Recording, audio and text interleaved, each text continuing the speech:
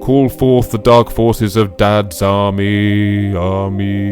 Some mothers, and horses and fools, but not the house. Okay, gather round, sick comrades. There's just me. Well, you gather round me then. It's quite cold. Not my fault, but if we here at SITCOM Valley are going to please our overlord masters, the Beaver Leap, we have to write a new sitcom that's actually not just good, but popular. But so far, nothing. No wonder your exposition skills are pretty poor. Maybe they will feed us if we make a show that's just a bit like another one, just a tiny little bit, or sacrifice the reputation of a classic by remaking it. Yes, prepare the sacrifice. And see, that was much better plot exposition. It was still a bit meta. Sorry. But you know what they say. Do I? No, I don't know. I was rather hoping you could turn it into a catchphrase. Look, it's easy. We just bury a fairly lo-fi laugh track-free Mike Lee type on BBC 4 about a hobble, and no one will see it.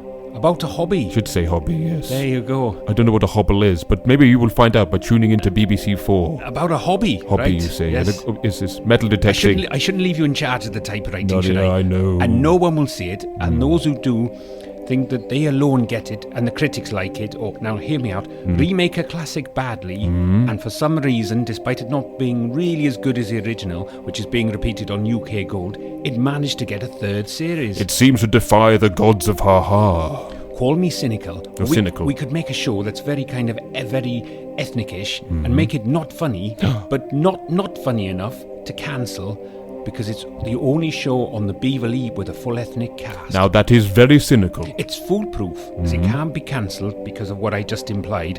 And also, if it is brought up, well, that's a bit cynical, isn't it? Almost cynical. A catchphrase. That's a big cynical, yes, almost a catchphrase. Shouldn't the Beaver Leap take notice of what the other stations are doing, like Sky or E4? For some reason, no. Well, I mean, not right now.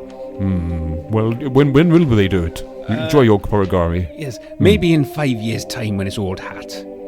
We might as well wait until a Radio 4 X-Footlight sketch group transfers badly to the telly and see if we can get the funniest one to front an average sitcom on their reputation for being funny once upon a time. But if I don't come up with a new sitcom as good as a classic but not quite as bad as the average stuff, we will literally starve to death a bit before the sandwiches get here. I said sandwiches. I don't know what sandwiches are. I imagine I think they are they're like sandwiches made by Stan Laurel. So yes. Then probably someone slips on them. Yes, like static sandwiches. Yes. They're quite moving.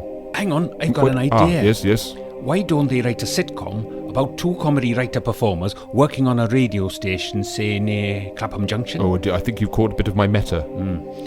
Okay. Oh, I've dropped it again. Okay, let's go for the no-brainer, pointless remakes of classics, even though they never work, but grittier.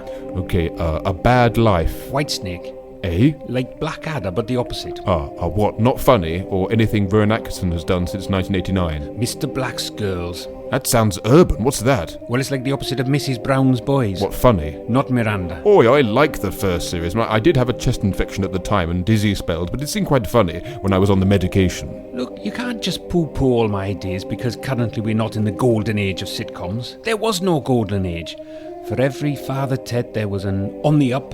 For every Fools and Horses, there was that one with Jim Davison up the elephant and around the castle. Yes. For every The Office, there was the American version of The Office. I've got it. Why don't we... we don't know. Wait, Mrs. Oh, yes. We don't need to remake the old classics. You mean? Yes, we just show clips of old shows and have modern D-list celebrities telling us how much they like the show. You know, do you remember insert classic show here? Hasn't that been done? Not underwater, it hasn't. Prepare the area and the time zone. Is that before or after the news? But not clashing with anything on ITV, right, or? Right, bring in the tie-in to another successful series. But won't that damage the show we are alluding to? Yes! Right, hang on. What happens if the show is really terrible, so it'd be banished to the dark void of a bizarre time slot and never heard again, unless some students find it and think it's so bad it's good and put it all over YouTube? That will never only occur.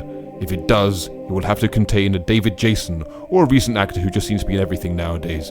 Commence the broadcast. Oh, it's in the lap of the gods. We could put it on BBC 3, the channel that will never die. But nobody will see it. Precisely. You are as wise as you are merciful. I might not know what makes a good sitcom, but I know what I like.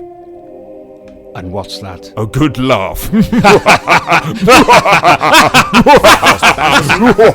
We're laughing over the jingle. It's insane. Morning Wandsworth. Morning Wandsworth. In Balham. Always makes me laugh.